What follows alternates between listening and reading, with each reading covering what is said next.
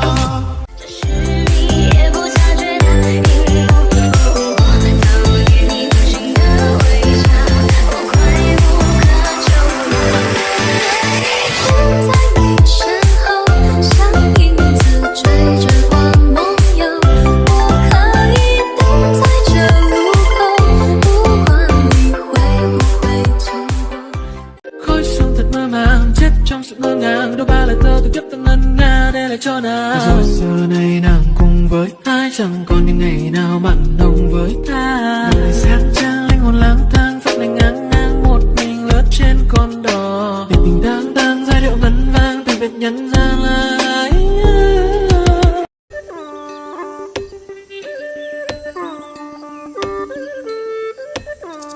Tại vì thích em nhiều quá nhưng em lại nói là à lôi. Cũng biết solo hip hop cùng với trai bản nhưng mà thôi. Anh gửi vào trong câu rap cho em dính cả tính cả môi. Nhà em có mấy quả đội thì anh cũng tính cả rồi.